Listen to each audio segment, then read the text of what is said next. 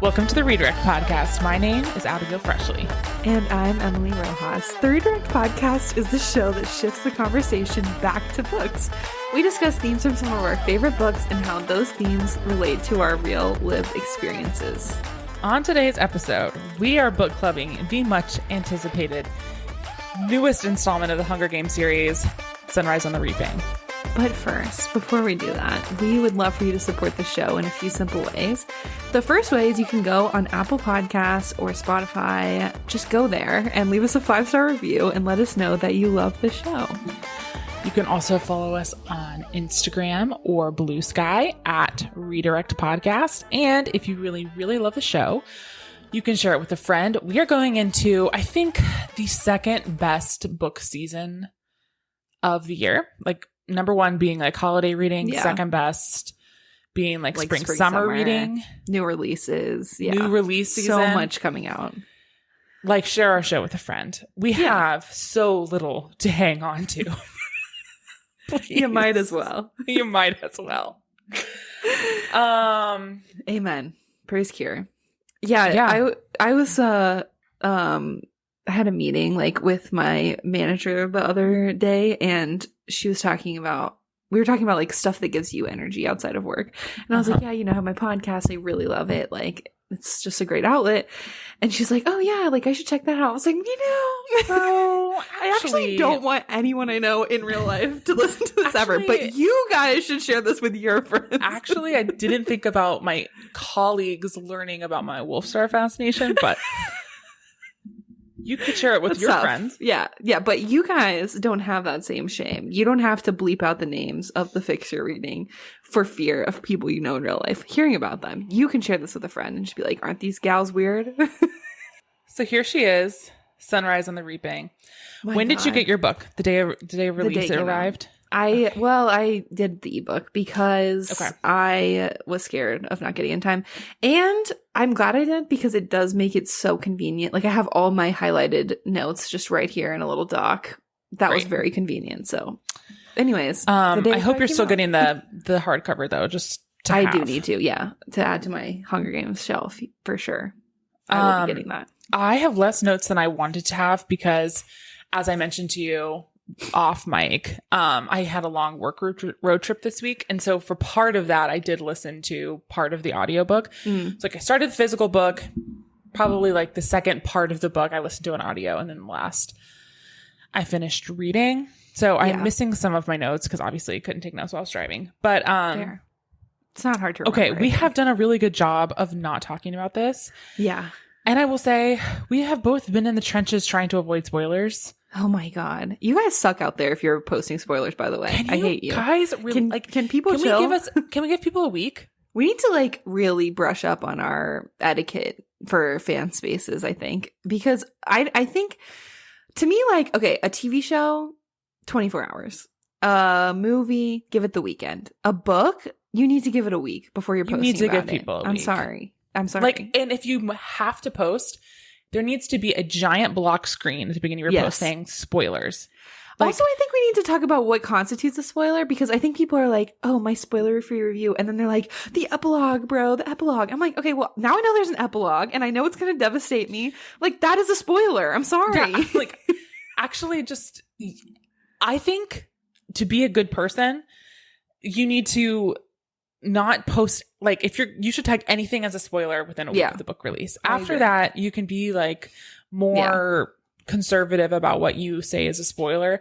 Right. But come on, guys. Like, sorry, you're better than us and you get arcs of books and you can have your takes ready the same day the book comes out. But I think you need to hold on to that for a few extra days. Anyways, there will be spoilers in this book. That's what we're in this podcast. What happened to the good old days where we had to wait outside of Borders for our books? And then the only place you could really talk about it was some kind of obscure online forum.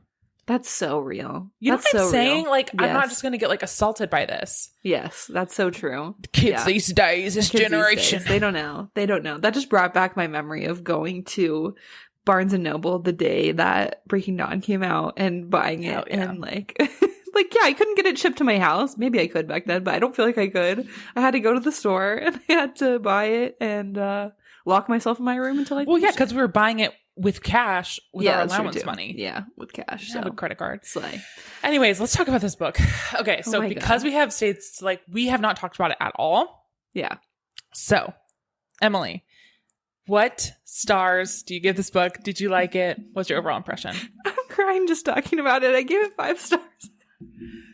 Yes. Oh my God, you really are crying. I really am. It has been such a long time since a book made me cry, and this got me. Sorry, I was just looking at the thing that got me. Page 1. Happy birthday, Haymitch. I'm sorry, his birthday is Reaping Day? That got me. On the first page, that is the first sentence of the book. I highlighted it. Happy birthday, Haymitch. The upside of being born on Reaping Day is that you can sleep late on your birthday. It's pretty much downhill from there. That describes this whole book. It is downhill from there. Well, and I think, okay, so I also love the book. So yeah, glad that, and I was pretty confident it was going to be amazing. Yeah. But I was like 5% scared because Ballad of Songbirds and Snakes totally like underperformed our expectations. Yeah, didn't love it. But also I was like, I love Haymitch as a character already, so how can I not love this? The first thing, so this book opens sunrise on his Reaping Day. Horrible. His 16th birthday. The first thing in the book that made me shed a tear was he's talking about how he like helps this old woman in his town like make white liquor, and he says, I have to agree, and though I'm not a drinker myself, I'm glad to get the bottle. I can easily sell it or trade it, possibly pass it on to Lenore Dove's uncle, Clerk Carmine. It was like this was who he was supposed to be. Yes, I highlighted that exact same line because, and it comes up like drinking and alcohol comes up so much through this entire book, and it's kind of genius and horrifying at the same time because you're like, yeah, this is like, he just has this girl he loves. He's working hard. He's, by the way, lore drop, like close friends with Katniss's dad. We'll get to that. But like he has his whole life, like a little brother, a mom, like a family, and doesn't drink, and like his whole life is just derailed by this freak accident that wasn't even him getting reaped, which is also horrifying. Right. Okay. I think we should just talk about this in like three ways. Like, let's just start everything that happens before the games. So like we're thrust into District 12 and we're quickly, it's like lore drop. Katniss's dad is one of his best friends. Katniss's mom is also in the cut. Yeah. He at some point meets and saves Peeta's dad. Yes. There's like a lot of stuff going on. And part of me was like, fan service. Yeah. But like it made sense. Yes. And it does feel like true to what we know about District 12, which seems like everyone does kind of know everyone. Like it's not a big community, especially it's a small district. In the seam, you know, like, yeah, it makes sense that they would have all been connected. And it's even more devastating to think about Haymitch later not being like, hey, I was really close with your dad. And just never bringing that up. Oh my God. Just horrible. Anyways. And so he also has a little brother named Sid. His dad has passed on, but his he like helps his mom out with a lot of stuff. And he also has a girlfriend, Lenore Dove, who is one of the Covey, which we learned about Songbirds and Snakes. Yeah. Question. Did we ever find out like what really happens to them? Do they just like become obsolete by the time we get to the main series, or are they still around and we just don't really talk about them? Yeah, I don't know. I don't think we do know what happened to them. I think I would assume my version of events is that they have kind of either like faded out or retreated or been sort of weeded out, especially after this happens to Lenore Dove. And like they have their little graveyard in the woods that Katniss's dad knows about, and it's implied that like Lucy is buried. Well, it's not implied. Lucy is buried there, Lucy Gray.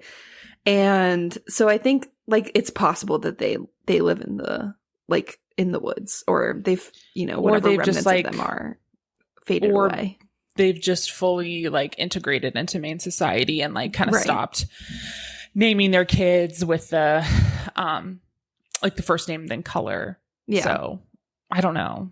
Yeah. I would think this series of events probably was very frightening, and I could imagine it being something like any persecuted ethnic group changing their names and their outward facing customs to try to integrate more and not be a target of, their oppressors. So that's what I picture happening. Because, and like part of this is because Lenore Dove has clearly, like, she has some secrets from Haymitch, some things like in her culture that she doesn't share with him. Yeah. And it's kind of implied that some of that is like passed down from her ancestors, like Lucy Gray. Right. Like this streak of resistance and rebellion. It's implied that she like has done a series of minor crimes that are really disruptive, like arson or things to like sabotage like state-sponsored events. Yeah.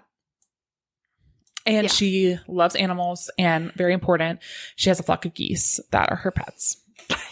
Can't talk about the geese. He's having a conversation with Lenore Dove, and she's like, think about it. You're saying today is my birthday and there's reaping. Last year on my birthday, there was also a reaping. So every year there will be a reaping on my birthday. But you have no way of knowing that. I mean, the reaping didn't even exist until 50 years ago. Give me one good reason why it should keep happening just because it's your birthday. Yes. Which I loved that like way to set up this story. Yes. Like these things only continue happening because we allow them to happen. Yes. Yes. And we can't just accept them. And I also think it shows like Haymitch. I mean, there's a million parallels to Haymitch and Katniss, I think. And it makes so much sense why they connect the way they do. Like even more so now. But this part, especially to me, because it's like he too had really no interest. He was like just trying to survive and make his money and be with the girl he loved and like chill. Had no real interest in being revolutionary. Ends up sort of thrust into that position. And we see how it goes differently for him than it did for Katniss. But I think very similar. Like Katniss is like, no, I'm just like, she wasn't trying to do anything by volunteering for her sister. She was just doing it. And he wasn't trying to like really start anything by the actions he takes throughout this book. But yeah, I thought this conversation was a good way to point that out. Like, yeah, it didn't even occur to him like to try to stop it, Right. He was just thinking as like, and the bigger point is why Suzanne Collins is a genius. It's like to the bigger point that when you are really, really ground down and oppressed and stepped on, like a lot of times it takes away like the capacity to dream and think about how life could be different, because every day Haymitch is just focused on getting enough money to help feed his family, helping his mom with her business, filling up the cistern, helping what's her face with the distillery. Like, you only have the capacity to think about like surviving. So you couldn't dream big. Yeah. And it's, like you said, it's like they're just slowly ground down because skipping way ahead, but there's like a scene with Plutarch where he's like, basically, why don't the districts rise up? There's way more of you guys than there is of us. And similar to when they're in training and they all have knives and weapons. And it's like, well, there's way more contestant, or I don't know what you call them. What are they called? Tributes. There's way more tributes than there are peacekeepers. Like, we could take them, but it's like, well, at the same time, we could, but some of us would die in that process. But we're all about to die anyway. So it's just like, it didn't even, it's like he's slowly realizing that over time, like, there is actually more of us than them. Why aren't we taking action? And that's kind of something that keeps coming up throughout the story. Yeah. Another big thing that comes up as he's approaching like the reaping is the theme of propaganda is introduced early in the book, because there's all these huge posters around. The poster is like a big theme. And they say like, no peacekeepers, no peace. A picture of President Snow that says Panem's #1 peacekeeper. No peace, no bread, no security, and basically propaganda. Yeah. And it's everywhere. And that's I think we knew going into this that it would be about propaganda, because I think Suzanne Collins specifically said that. So I knew that would come up, but I did not realize that so many things we knew about, or we thought we knew about Haymitch and his games, would not necessarily be the truth or the full truth. So that was really interesting how this is the true story. Yeah. Also, did we already know that the Reaping Day was on July 4th? I looked that up. Someone said it was revealed during Ballad of Songbirds and Snakes, but not during the original trilogy. Okay. And I think that I remember that from Songbirds, whatever. So this also means that Haymitch is a Cancer. Just I just made a note Great. of that. That's important. So it's the quarter quell, the second quarter quell. And the twist for this quarter quell is that each district is giving twice the normal number of tributes. So two boys and 2 girls. Yeah. Which is horrifying again. Yeah. So so they start reaping, and 2 girls get chosen. Maisie Donner and Luella, I forget her last name. Luella is one of his really good friends. And she's like a younger person who like he's known her whole life. Yeah, she's younger. She's like 13. Yeah. She wears braids. Yeah. And he calls her sweetheart as like his endearment to her. And we put it together that when he's calling, like, Katniss reminds him of Luella. Yeah. Whenever he meets her. And that's why he's not patronizing her by calling her sweetheart. He genuinely feels like it's a connection or remembrance a lot. Yeah. No. It's actually too much to think about. It really is. So then the first boy gets reaped, and his name is Wyatt. He's he's the son of like the odds maker in town, and he's kind of hated. Yeah. Then the second boy gets reaped, and it's not Haymitch. It's not him. That was a shock. That was the first big twist. Yes. Because I was like, okay, maybe it's not his games. Like, but I know he was in the quarter quell. It was just so confusing. Like when I read that, I'm just like, how does this make any sense at all? So, yeah. So it's actually this guy named Woodbean who tries to run away. Yes. And in running away, he gets shot down and killed. Sure. Why not? Which is really upsetting. And Deeply. Also another important thing that's happening is that we're seeing that. So Plutarch Heavensbee is there. He's like a young communications professional that's like been dedicated to the District 12 team, which I was like, okay, more fan service, but I'm okay with it. Yeah, I get it. And it's important. Like, I think it is important. His arc makes more sense, I think, when you have him starting here. Totally. So he's there filming stuff. We find out like not everything that happens live gets in the broadcast because they're not actually streaming live. There's like a 5-minute delay. Yeah. Which makes sense.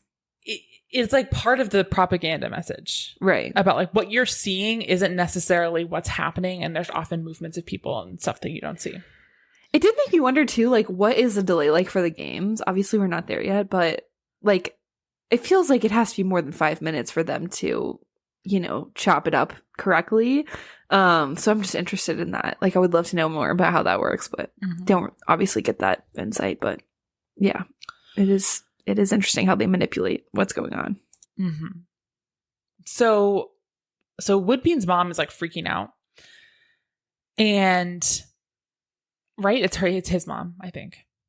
Yeah, she like when they like carry him away, and she starts completely losing it. Yeah. And so Lenore Dove gets up and she's like trying to calm her down, but like there's now an altercation happening between Lenore Dove and the peacekeepers and the mom. And Haymitch, moved by like an urge and instinct to protect Lenore Dove, gets up to try breaking it up. Yeah. And when he gets up there, Drusilla, who is like their escort in the like this world's Effie Trinket, is like, okay, well, I guess you could take his place. Yeah. So his name was never drawn. You volunteered. Yeah. He threw himself into this motivated by like an instinct to protect. Yeah. Which is like the craziest. He was just trying to help his girl. Yeah. Yeah. Exactly. Ugh. That was really tough. That was so sad because I'm like, no, he was going to be fine. Like, again. But the thing is, like, no one was going to be fine, you know? None of them are fine. But it's just horrible. So, yeah. And then basically they're like, nobody gets to say goodbye because this was horrible. But they're going to have to reshoot some of the reaction shots to cover up what actually happened.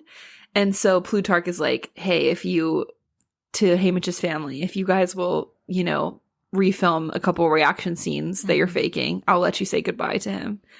And so they agree, and he's like, no. And this whole thing is like he remembers his dad saying to a different Victor, don't let your blood paint the posters or something like that.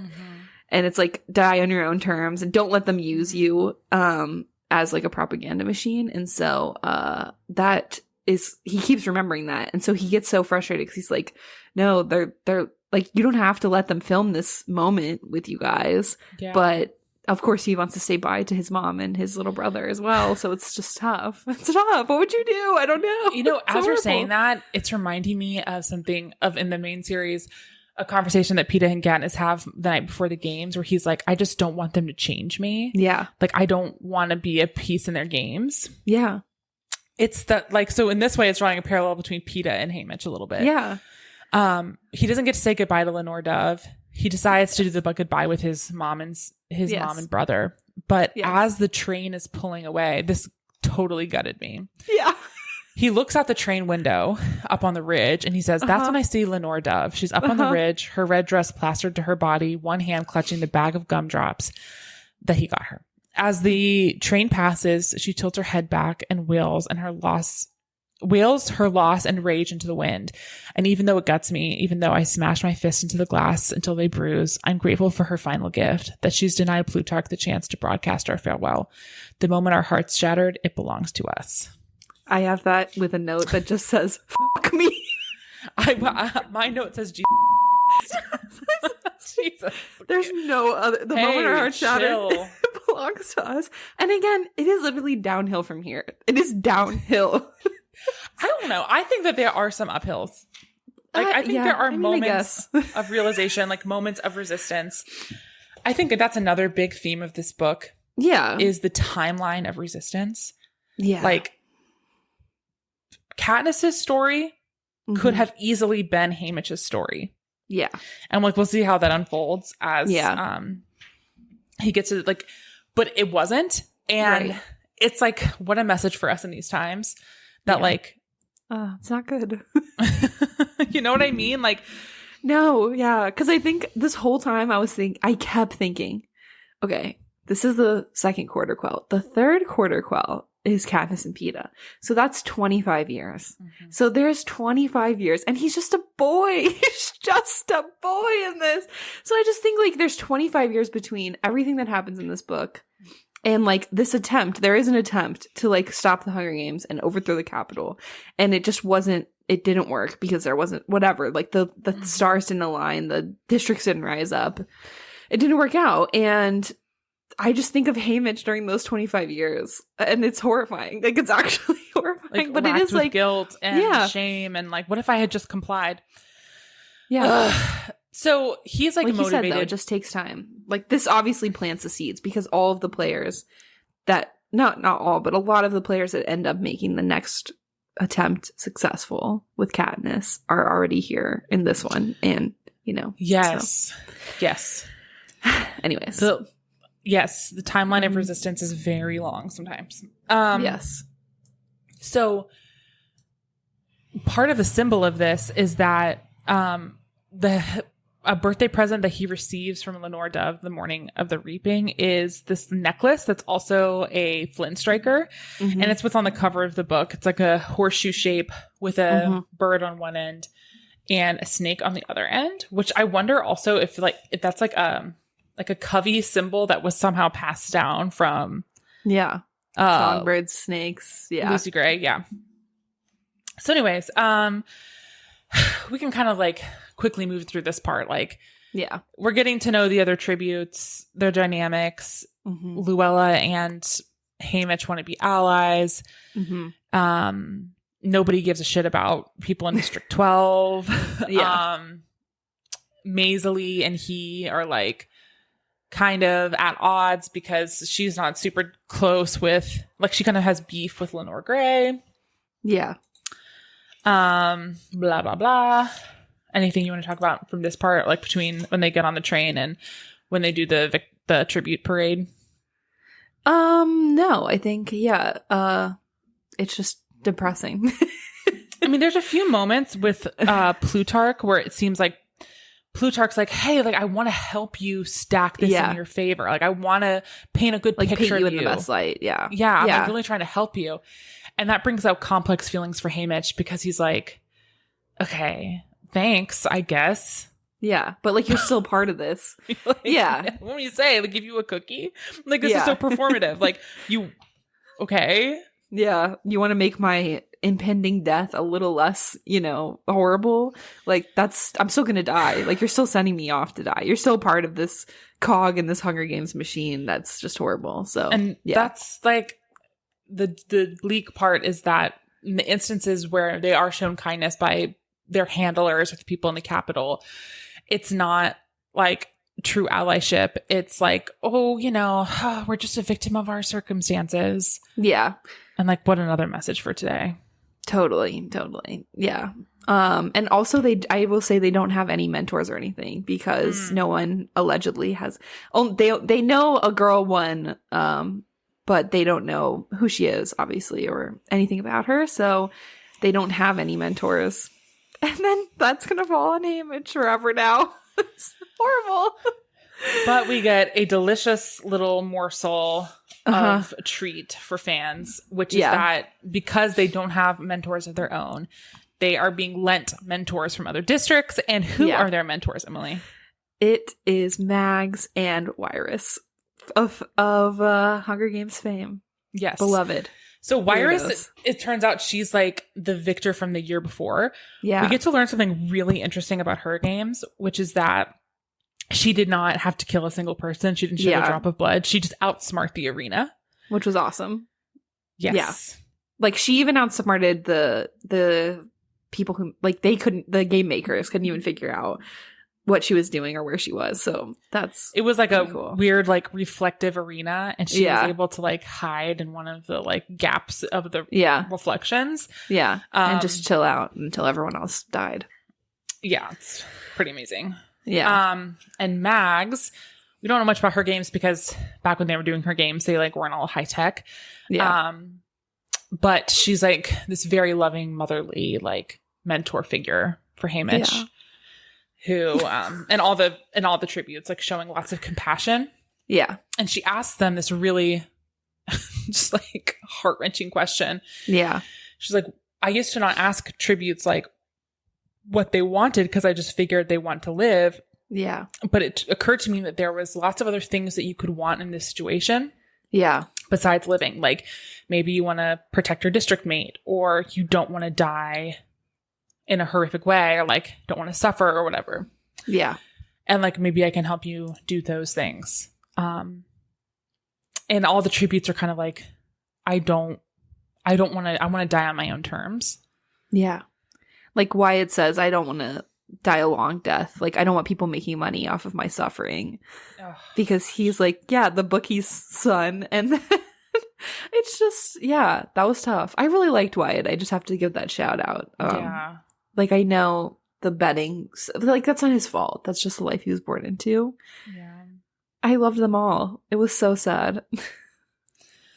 Anyways. It was tough. So yeah, but I thought that was interesting because it's like, you're actually that's stupid to say I want to live because actually, I mean, only one of you can, and if that, probably not. And so what do you want? I can help you get that. Yeah, and I think we see that too with Haymitch as a mentor, where he's kind of like willing to give like Peeta, like, oh, you want me to save her? Like, okay, I will. Like, I'll choose her, Yeah, so the parade is a total show. Their stylist like doesn't care, doesn't show up. They're late. There's like a huge horse chariot crash, and Luella dies. Yeah, like horrifically. And Haymitch takes it upon himself to pick up Luella's body, hijack a carriage, and ride up to like right in front of President Snow. Yeah, and kind of like lay her body. Yeah, there. Yeah. As a message of like, you did this. You did this, yeah.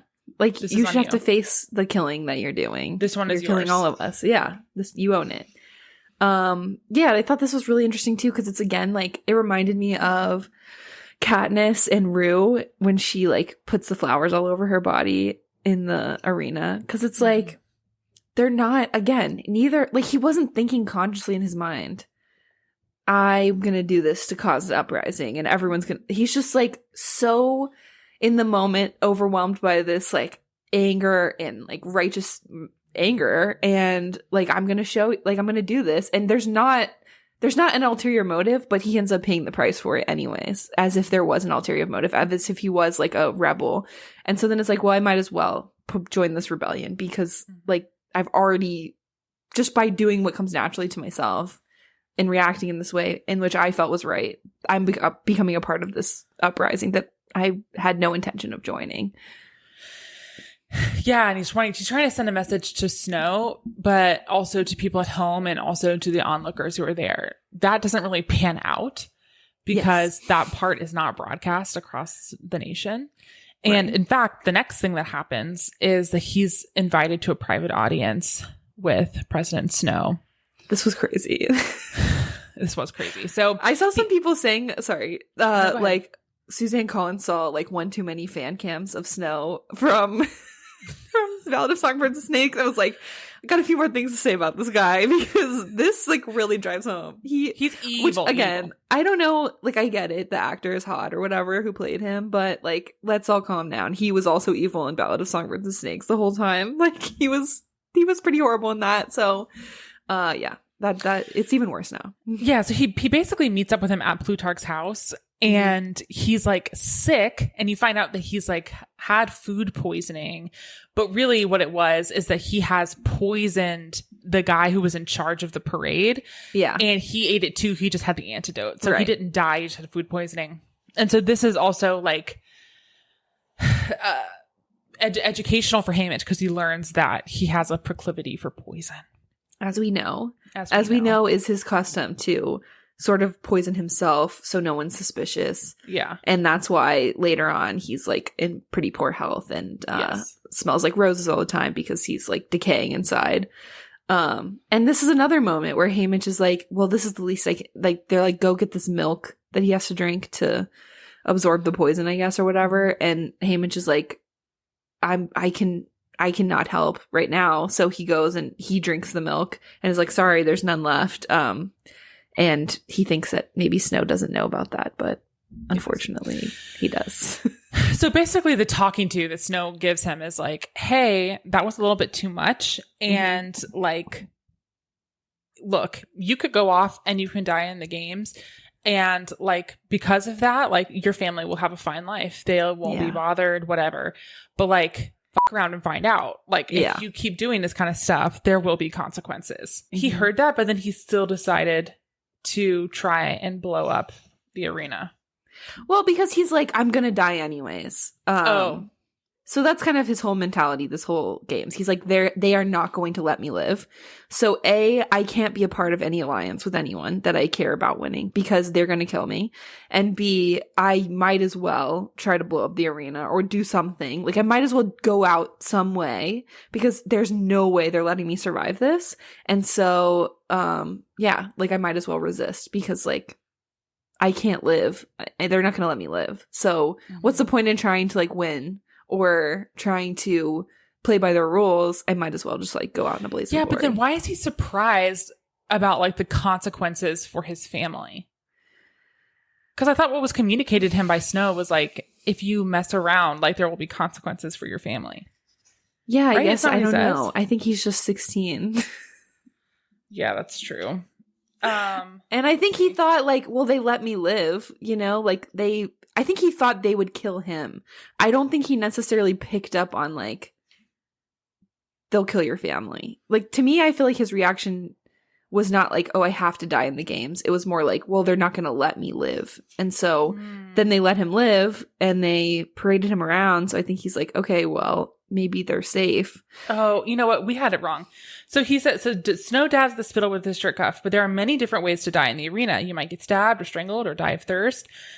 Death by butt tends to be the most memorable. We have some beauties this year, programmable to serve individual tributes and far scarier than the weasels. Our tributes session in the kitchen revealed our final wishes. I have no say in that. No, but I do. And I will orchestrate your death based on your behavior from here on out. So he's basically saying like, he doesn't introduce like the potential for the family to die yet. More only like his death. Yeah. I feel like he did say something about that earlier though. That was like you said, like you'll die, but your family will live a long life. You decide what you want Lenore Dove and your mother and the dear little brother of yours to see. You can die clean and fair, or we can open the games with the slowest, most agonizing death ever to befall a tribute. And yes, you should be thanking me for giving you the option. Yeah. So he's not really thinking about that yet. Yeah. One of the other mentors at the games is BT, who we know from Catching Fire. No, this is not acceptable to me. Tragically, BT had also, what did he do that got him in trouble? He was trying to orchestrate some. He was trying to do something. Yeah, he tried to. He tried to like hack something, or I don't know. Oh, he created something that would help to hack the government system. Yeah. They couldn't get rid of him because he was too valuable. So they decided to punish him by reaping his son. No. Simply no. No. Which is horrible. And he's definitely going to die. So BT is there. And it's like the worst possible thing I can imagine. He and Haymitch hook up and he's like, hey, the arena can be destroyed. Yeah. And if like you're willing to help with that, like we could basically, there's like this water tank. You could puncture it. You could flood the computer. And you could drown and like ruin the games. Yes. And so Haymitch decides that this is his objective. There is one thing we missed when he goes to Snow and Plutarch. Isn't that when he gets to call Lenora Dove? When does he call her? Okay, that's later. Sorry. I'm having a hard time remembering when he got to do that. No. But the thing we're missing here is that he turns around. He thinks it's going to be Lenora Dove. He turns around and he sees that Luella is standing there. But it's not. That's Luella. Probably why I got confused. Right. The Capitol is covering up Luella's like accidental death by using like some poor person from District 11 who kind of looks like her, and then like basically they've hijacked her and programmed her to act like Luella so that she can body double her in the games. That was horrifying too. That was horrifying because it's like you're like no one. Like imagine being her family and you're watching this and you're like, that is definitely not our child, you know? But no one's like believing you because they're like, well, they're saying it's Luella. I just like it. Yeah. What the heck? Yeah. So there's that component going on. Everyone who's ever met Luella knows it's not her. Yeah. But also like she's like this tragically hijacked person who's probably from District 11. Yeah. It's another like part of this whole theme of like, things aren't always as they appear. You can't trust people. You can't trust the Capitol to tell you the truth. Yes. So while all this is going on in the training, there's the career pack. And then for the first time ever, every single person from another district that's not a career district, which is 1, 2, and 4, decide that they're going to join an alliance together. And they call themselves the newcomers. So it's also part of this whole thing about like, we're greater than them. There's more of us than there are of them. And if we band together, we can overcome them. Yeah. And I think this really showed something that Haymitch continues to shine at in the Hunger Games that we know is this ability to like, make these connections and make these alliances. Like he seems to have always had that ability. And that really shines here because there's some districts that kind of are holding out and he's able to kind of like approach them in different ways and get them all to join this. He's a bridge builder. Yeah, he's a bridge builder. He though decides that because his sole objective is going to be to break the arena and flood it, that he doesn't want to be near. Like he's going to be a target, and so he doesn't want to endanger any of the other tributes in his alliance. So he decides that he's going to peel off and be a loner. Yeah.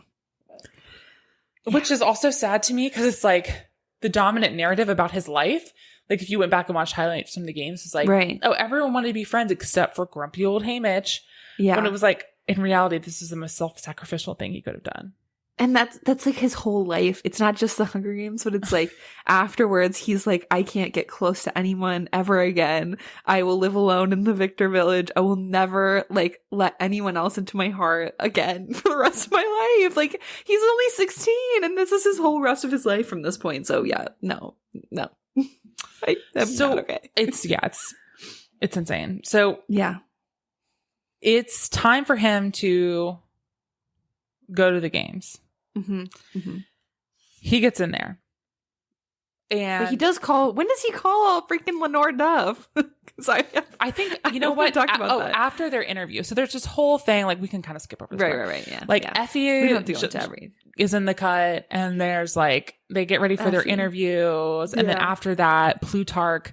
This is kind of important. Plutarch is like, everyone come back over to my place, and we'll finish filming your video intro or something like that. Right. And then he's like, it was at Plutarch's house. Yeah. Hey, like I have somebody on the phone, whatever. He's like, I know you're going to try and draw on the thing. Like, and Hamish doesn't trust him. He's like, no, that's good. Don't trust me. But like, here's what you need to know, whatever. Yeah. And he says something like, don't think that it's just the people in the district who want freedom. Yeah. Which is kind of like, gosh, it's like you're talking out two sides of your mouth. Like you don't know whether to truly trust Plutarch because he has aligned himself with the privilege that comes from being in the capital. Sure. Yeah. But someone said he did get him on the phone with Lenore Dove. Yeah, someone said that to complete the like prequel trilogy, she could write Plutarch's story, and that could show us like Finnick's games, Joanna's games, because he's been there through all of that. So you could see that through his POV and find how he got involved and like what I think she laid the groundwork for that for sure. Because you are like, I don't know what to make of this guy, Plutarch. I would love that. I mean, I would love that too. If I had to choose, I would say I really want Finnick's games. But like, can I handle that? I don't think she's gonna do Finnick's games. Yeah. Because she's really focusing on District 12. Yeah. Like the tie-in from Songbirds and Snakes was District 12. And then this was obviously District 12. And I think Finnick's games is like to me, like what's interesting about Finnick is him and Annie, which is like after his games. Like I don't necessarily care as much about his games. I'm interested more how he went. But imagine what he went through. It's horrible. Yeah. So maybe a Plutarch book would be good. But like he could interact with Finnick, you know? Yeah, so I just wanted to read this part though. He calls Lenore Dove. She's in prison and they say she's about to get released. We find out later that's not true. And she says like, I love you, like all fire, I forever. love you, like all fire. She says forever. And he says in his mind, I need to say no. Don't spend your life grieving me. Love whoever you want. Only I just can't bear the thought of it at the moment. Her kissing someone else. But I'm trying to be noble to pull myself up to say those words when the line goes dead without warning. Lenore Dove, she's gone. Truly, for good this time. But she is safe. I set the swan head back in the cradle like I'm laying down a sleeping child, slow and gentle like. Goodbye, my love. Their love is so pure. Help. They're just kids. Like, they're just kids. They're just kids. But yeah, so she's imprisoned. That Snow knows about her, obviously, from their interaction earlier. And that Snow reveals, like, how much he actually knows about the Covey. And he knows exactly who she is, kind of thing. So, yeah, that's horrible. Like, well, and later Hamish will put this together because after his games, he'll see, like, a video and he'll put together the fact that Lucy Gray and... Yeah, that Snow knows so much about the Covey because he also was in love with a Covey girl. Yeah. Cool.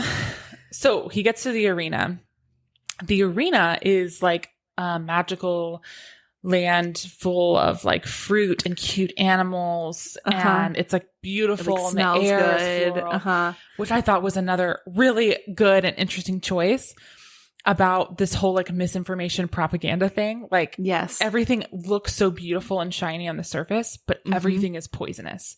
Mm-hmm. All of the fruit is poisonous. The water in the crystal blue streams is poisonous. The cute little animals are like mutts that are programmed to kill you. If you get into like the flower beds and like smell them, like the pollen will kill you. Everything is poison. Yeah. Like every beautiful thing is poison. Yeah. So everything in the arena is like perfect and beautiful, but it is bad. And so like almost everyone goes the opposite direction of Hamish. Yeah. He just starts like, he walks into this like forest on his own. Yeah. Because he's like, I'm going north and I'm going to try and find that tank. Yes, because, okay, what we kind of glazed over, again, I'm assuming most people have read this book. Yeah. Was that BT showed him how to kind of like use what items he had to make an explosive. And what's his name? Ampert, who is his son, is going to have the like detonator thing, and they're going to meet up at some point. And so yeah, Haymitch has been shown how to make an explosive. He's trying to blow up the water tank and flood the electronics of the arena, essentially, to stop the games. Or obviously, like, horrors persist. There's bad things that are going on. He does a pretty good job of getting sponsors, of surviving until he can hook up with Ampert, and then, you know, he's able to, by following some of the mutts, to locate the place where he can get into. And, like, you know, this whole time, like, what you're not getting from this podcast that you would get from reading the book, because, like, his calculus about, okay, how do I portray to the audience and, like, not let the game makers on to my plot? How do I portray to them that, like, I am just like this rascal. I'm not trying to do something bad, so they'll keep sending me money, or they'll keep sending me sponsorships and food. Right. Like, how to show that I'm not betraying this alliance that I was, like, part of by going off on my own. Like, how do I show that and not give away to the game makers that I'm trying to, like, have this dastardly plot and, like, keep getting sponsors. So there's so many angles to how he's portraying himself, which is just really something very interesting to think about, which again parallels to Katniss constantly thinking about how to play up the love story between her and Peeta, and like, realizing, okay, I need to act a certain way to keep getting food and medicine and stuff. Yes, which is just showing like, okay, if Katniss and Peeta in their games hadn't like finessed the system to both be victors, Katniss would have been the victor. Right. Because, and it's showing like that victor, like in order to win, to play their game and win by their rules, you have to play the game. Thinking like you can't just be this earnest person. Yeah. And like the Katniss and Haymitch really both have the mind of the victor. Yeah, totally. Yeah, totally. In the worst way.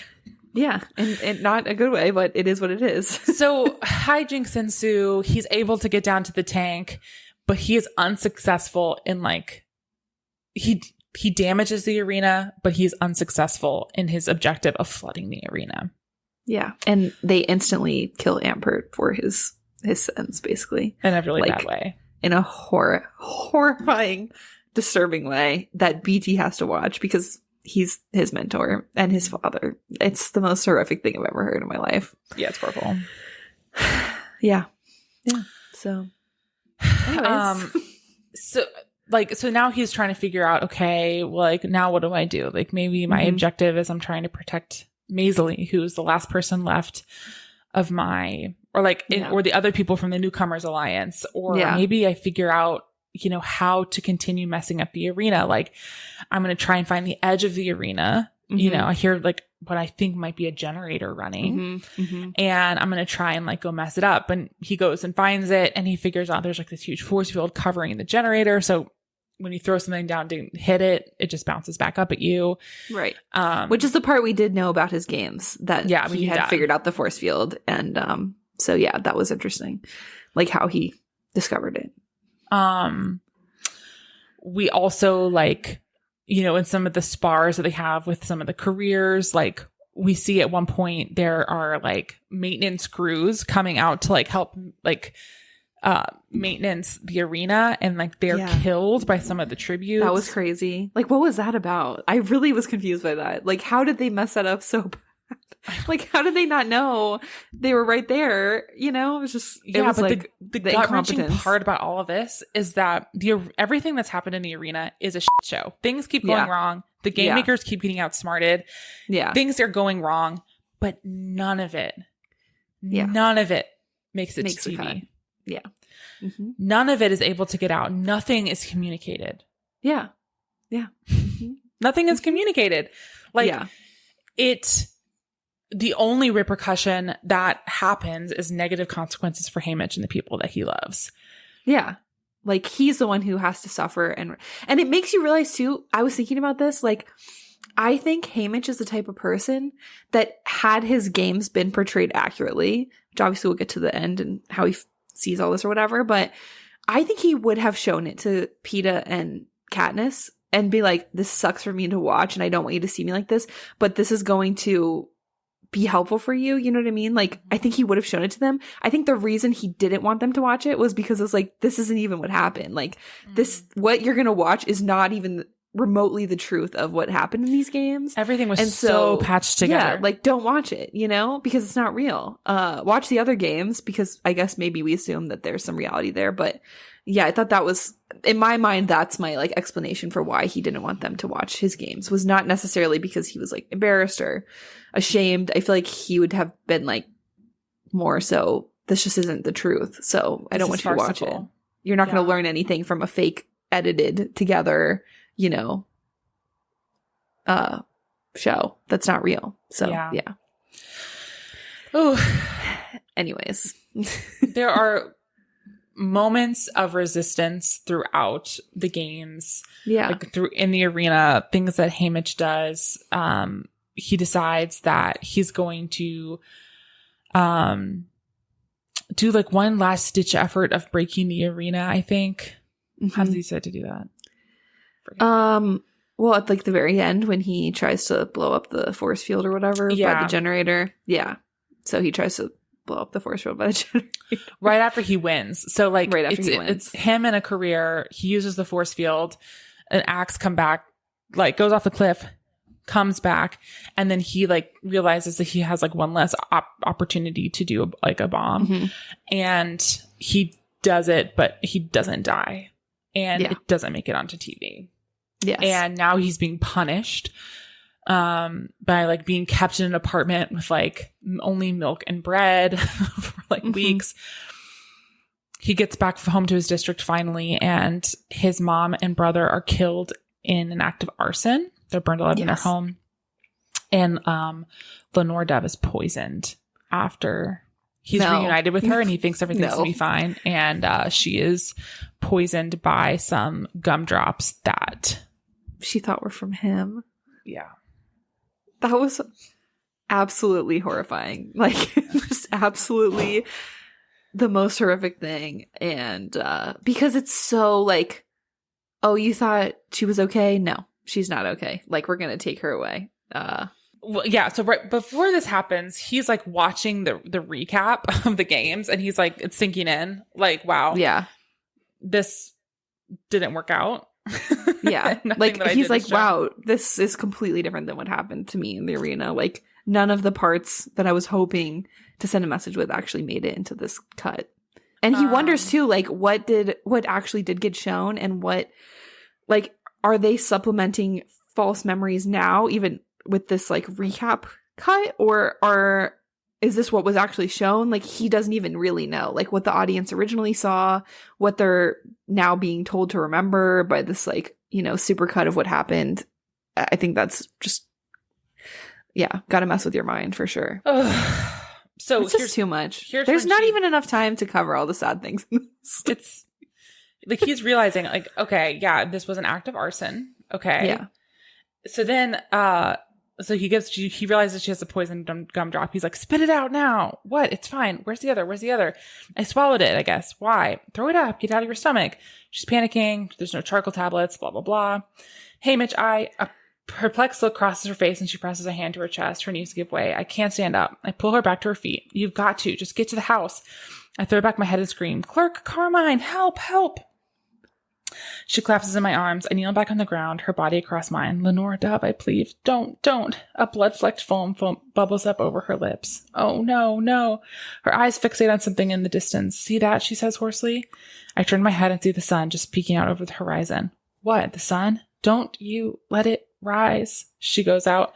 Tears choke me. I can't stop it. You know I can't stop it. Her head jerks a little bit to the side. On the reaping, she whispers.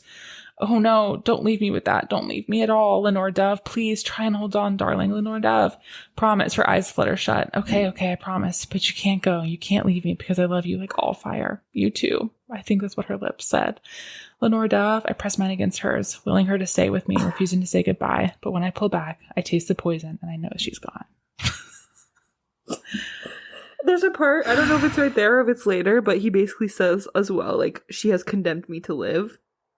Because she's like, you have to do something about this. So, you can't let the sun rise. Don't let the sun rise. The reaping. Because otherwise he's like, oh, I'll just go kill myself. But he's like, no, like, she's condemned me to life now because I have to I have to stop this, one way or another. And he's gonna lose the will to do it, but like, yeah, can't break his promise to her to live. He has to live. So that's just not right. So then there's this whole part using Edgar Allan Poe. Oh my God, the Nevermore. Yeah, what's the thing Quote called? The Raven. It's called The Raven. Oh, I didn't think it was called that. Okay, The Raven. So basically, like, she gets her name from that poem, and so as they're going, they're basically having a mass funeral where they're burying all the tributes. Lenore Dove.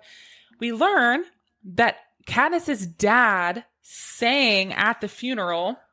Right. Okay. Some of my notes definitely did not export in this little export because I remember highlighting that part where he sings and Haymitch notes that all the Mockingjays like fell silent. Yeah. That got me because I was like, Katniss was like they used to say my dad, even the Mockingjays would be quiet when he sang. And so like that moment and it's too much. It's too much for me. Like in the middle of him singing at this mass funeral, like you said, and also Wyatt's dad, who has killed himself, and all the tributes, and then Lenore Gray, and it's like the whole town's there.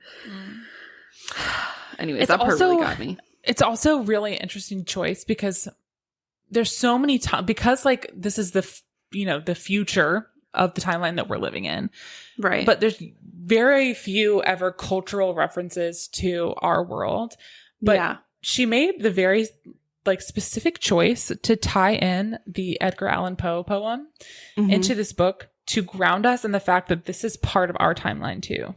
Yeah. And the end, the last chapter is like going through the funerals, going through like his choices to push his friends away, to start self-medicating, to like intersplice with different stanzas from the poem. It's horrifying, actually.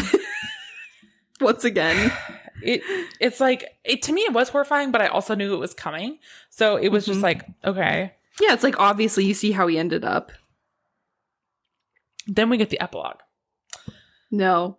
Can I read this one part? Yes.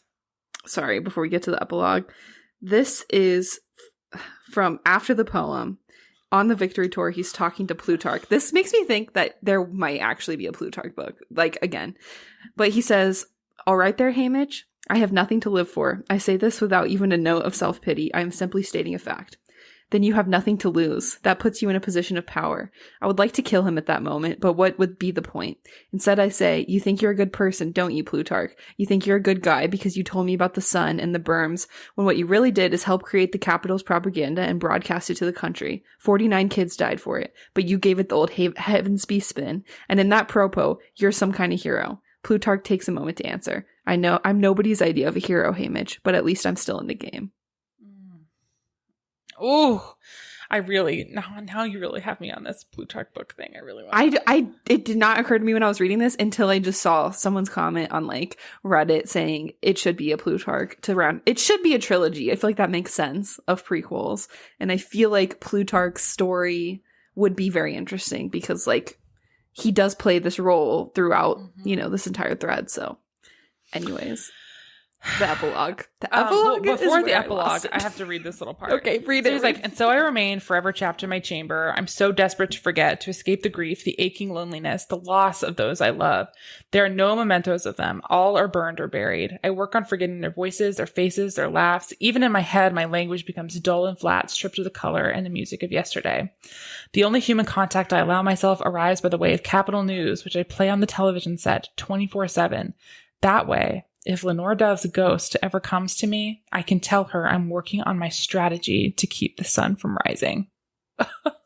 Oh, God. Like, no. He's still like, he's always holding a candle, not just for Lenore Dove, but the hope that one day the games won't happen anymore. Yeah.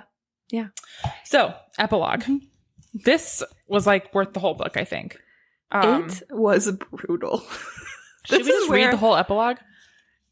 Okay, yeah, why not? Do you want to read it or do you want me to read it? I can read it. I have it right here. I don't know know if I can do it. Okay.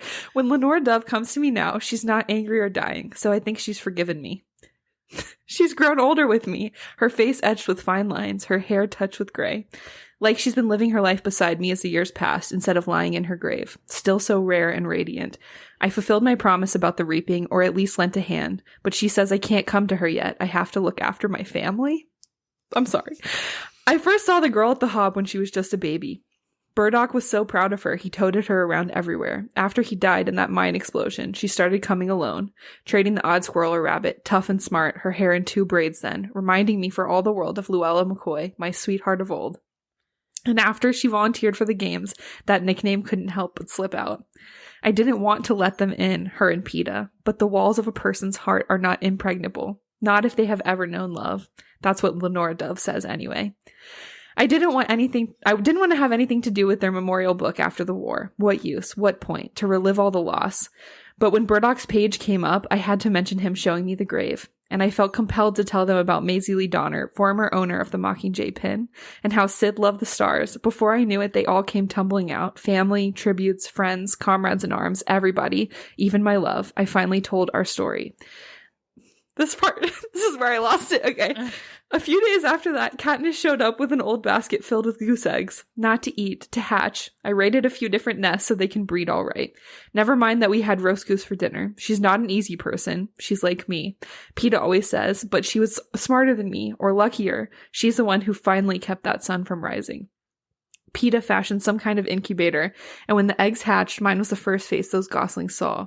Sometimes they just graze on the green, but on fine days, we've been known to wander on over to the meadow. Lenora Dove likes it best there, and I'm content where she's content.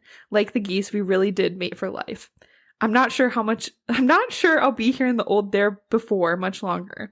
My liver's wrecked, and I only dry out when the train's late. I drink differently these days, though, less to forget, more out of habit. When my time comes, it comes, but I have no idea when that will be.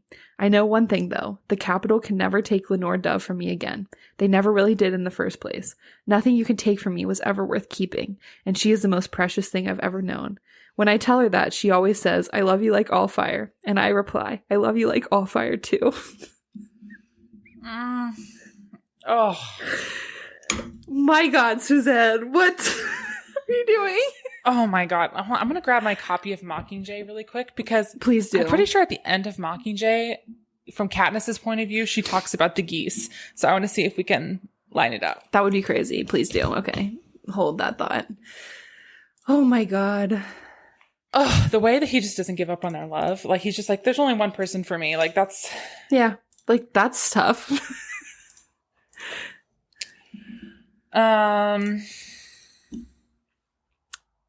Okay.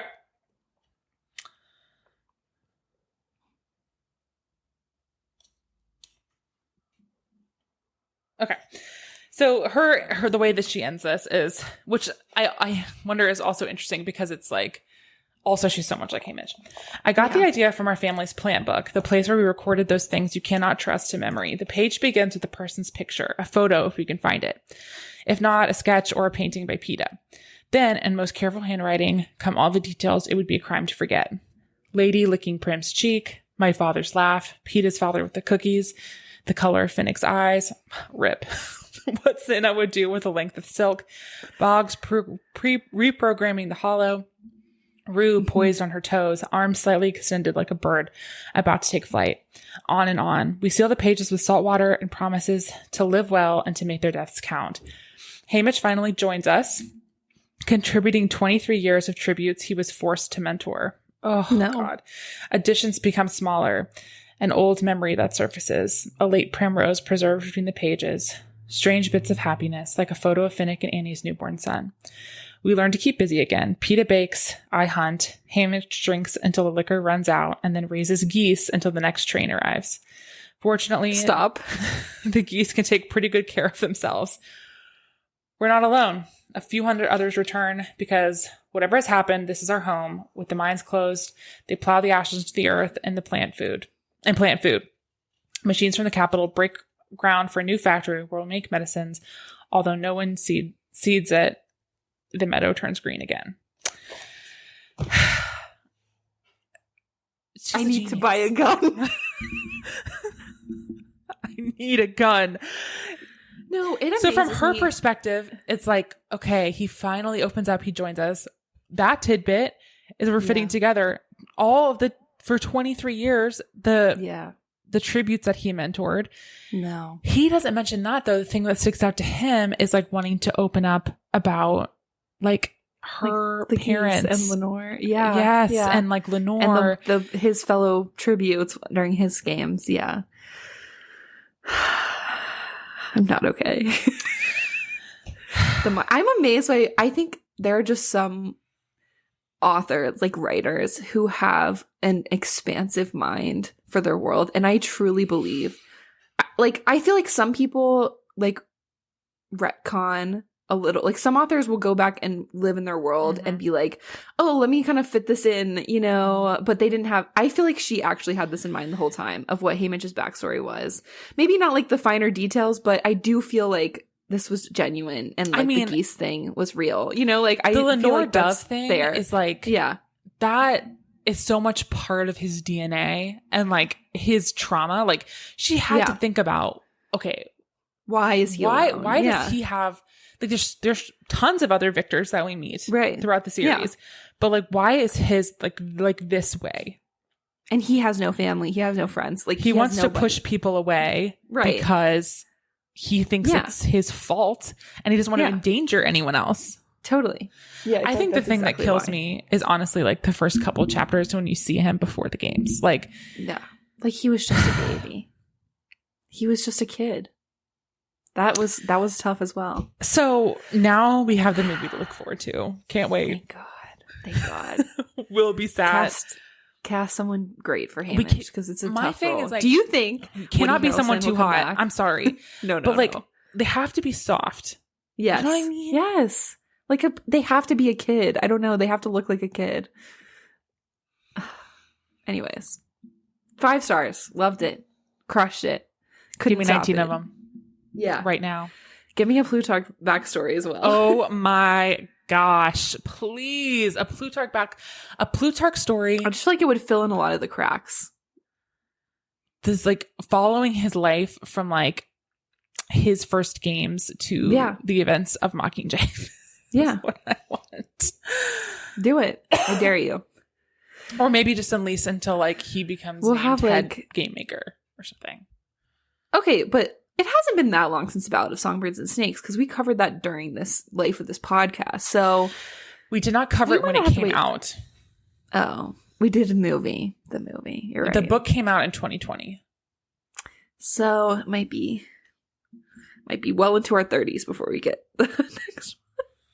But you know, she always is like, I have something to say about the world. Well, the world is not doing good. So there might be more to say. Yeah, there might be more to say. Please. We need to continue to, but we do have the movie to look forward to, so I can't wait. Loved it. Oh man! All right, well, that was a lot. Have you read anything else of note recently? A lot. Okay, I can keep it short. I have a few things to say as well. Okay, good. This is just gonna be a long episode. It's fine. Okay, really, really quick. To circle back to something I mentioned last episode, I did finish The Roommate Risk by Talia Hibbert. I loved it. If you are on my train of Bring Back Men Who Yearn, you've got to read this book. I told you! Rahul yearns harder than anyone has ever yearned. Rahul basically one of the best male main characters of any book ever? Yes. The answer is yes. It's friends to lovers. It's like forced proximity. He's adorable. But the yearning is crazy. He like goes crazy with the yearning. So anyways, really love it. I mean, I love Talia Hibbert, but this is up there for her even. So I just wanted to close the loop on that because I did finally finish it. Next swipe. I read Famous Last Words by Gillian McAllister. Okay. I literally just got it from Libby. Okay. I won't spoil anything, but this follows a woman. God, you know how bad I am at these names. And I even pulled it up. Camilla. And Zach's going to read it too. And we can all do a podcast on it. Yeah, we should. Okay. Anyways, it follows Camilla. She is a mom, as many of Gillian McAllister's protagonists are. She is married and her life falls apart basically one day when her husband is accused and does seem to be committing a like act of terrorism where he has taken 3 people hostage and is like in some kind of standoff with these people. Oh, and classic. This is going to be great. That's where it starts. She's just so good. This is why we need more women writing like thrillers, because this is like not the typical domestic thriller where like the wine mom is delusional and going through a divorce and like no one believes her. That's like such a stereotypical woman protagonist in these kind of books. But like she just writes so well where it's like, yeah, this is this massive mystery where like her husband's doing this thing. She feels like, do I even know him? Like, who is he? Is my whole life a lie? All these things. But it's also like a love story, and it's about being a mom, and there's like her sister's involved. So there's like sibling dynamics. There's a time jump. It's about like, can you ever really know someone? I don't know. It's just it was a great mystery. I really liked the conclusion. I liked the story that was going on here. I liked everything about it. So I really recommend it. I don't want to spoil too much, but I'm excited. Good. I have a plane ride on a long plane ride on Sunday. Yeah. And I'm waiting for this walk-in book. I feel like you can crush it because it's not super long either, and it's really fast paced, and I really liked it. So my last thing, this is for a niche audience within an already niche audience. But I had to circle back on this because, okay, a year ago I read the prolific fan fiction, The Cadence of Part-Time Poets, and at the time I was uncertain about it. And so I knew in my heart, as I talked about on that episode last year, that I would have to reread this one day because, as I mentioned when I first yapped about this, there's like this bit of foreshadowing in the beginning that really put me on edge for the whole entire story. And I didn't realize that it was kind of foreshadowing for something that doesn't even happen in this because there's a planned part 2, whatever. Anyways, I'm rereading it now. I told myself, Emily, be chill about this. You'll read it in I'm not kidding. It's longer than the Bible, as you guys know, maybe if you've been here a while. So I was like, just read this like a chapter at a time in the background of your other reading. Did I do that? No, I'm almost done in a week. I have almost read it in a week. I'm like 90% of the way through. I just want to say though, if what I said last time put you off of reading this, let me be a beacon from the future. Read this. I know that it sounds really long. And honestly, I think even if you don't like Wolfstar, you should read this. It's like now that I know the context of the foreshadowing, I was able to ignore that and just enjoy it. It's like a coming of age.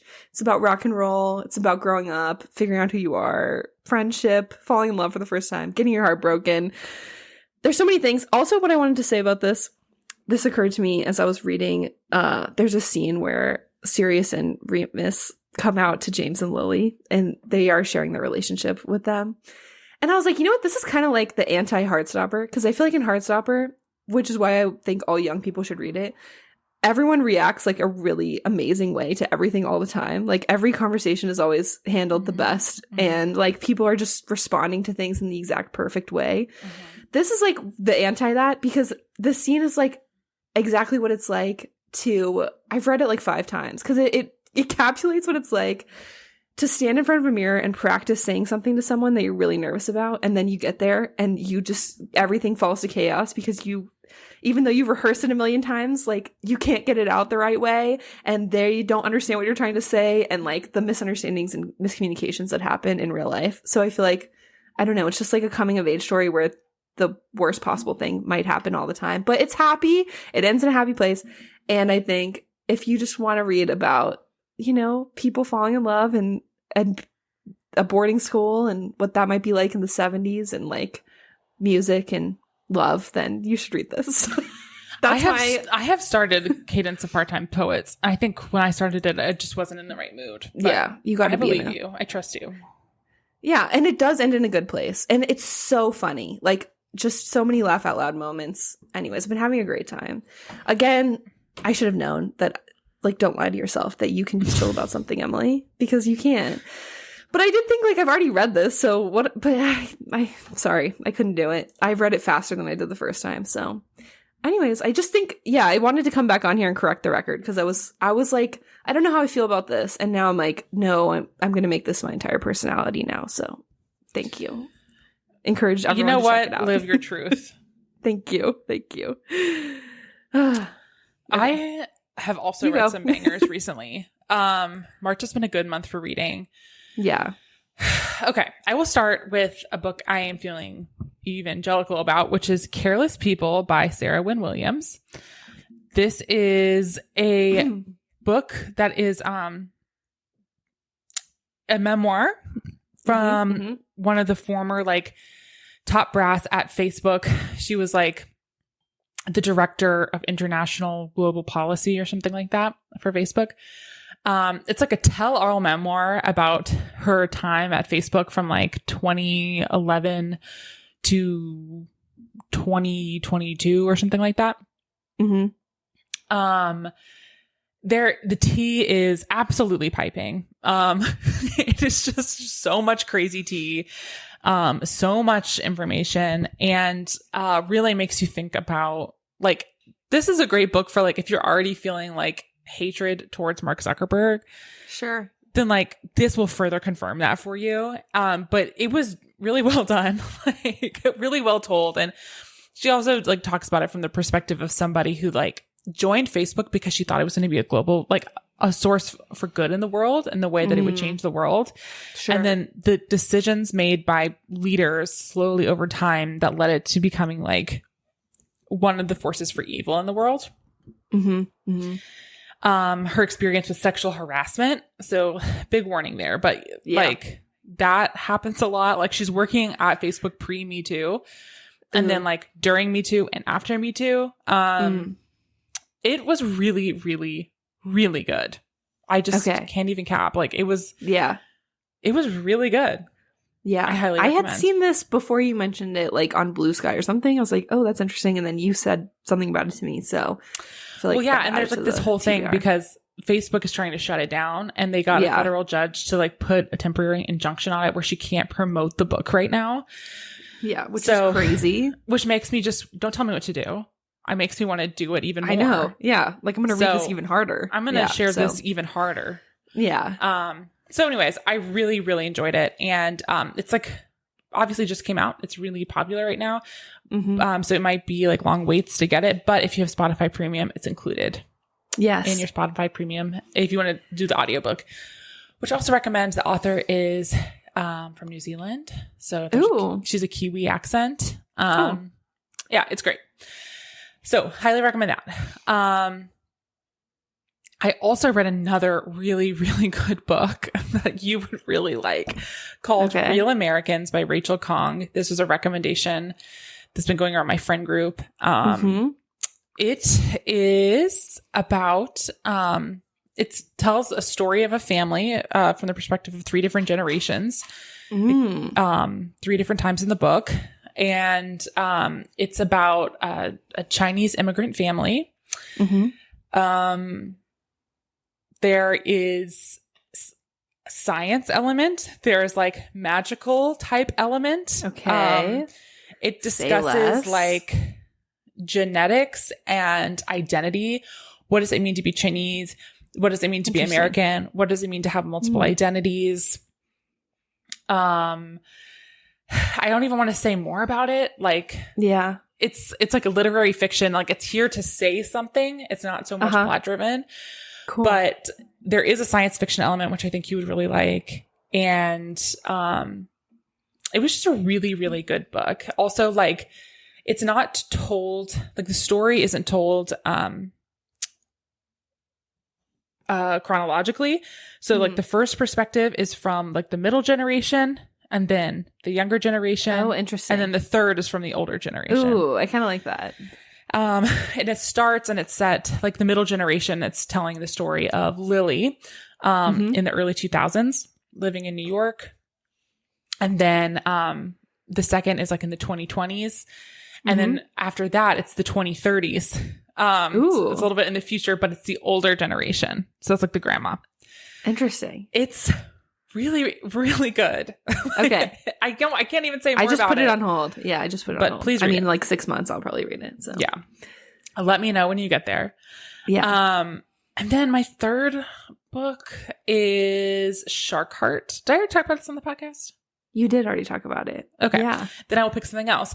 I will pick The Serviceberry, which is really short, by Robin Wall Kimmerer. It's a really short read that, did I ever talk about this on the podcast too?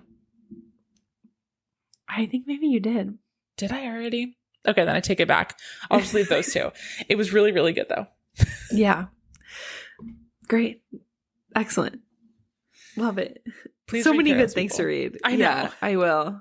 I feel like this happens also for us. Like we have like know. nothing to talk about, and then like I know.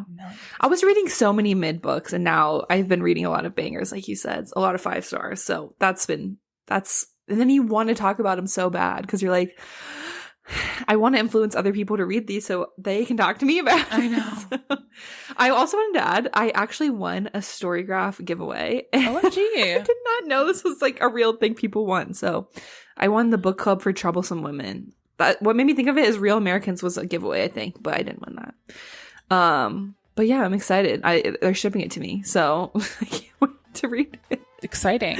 Also, yeah, so in literally those. 1 month, we will have Great Big Beautiful Life by Emily Henry. I'm not ready for that. I'm so excited. Something to live for. Yeah. Something to look forward to. Something for the girls to get ready to. I know. Thank God. Thank God. We need more books. Authors, if you're listening, release more and more books because we really need them. So we really need it, guys. Like heavy on needing them. So yeah. Yeah, I'm really excited. I'm really excited to read the Jillian McAllister book that you talked about. Yes. You have a lot of good things coming up. It's so many good things. It is. I'm so happy. All right. Thanks for sticking through this long ass episode. Yeah. It's been a pleasure. Hope you enjoyed it. Bye.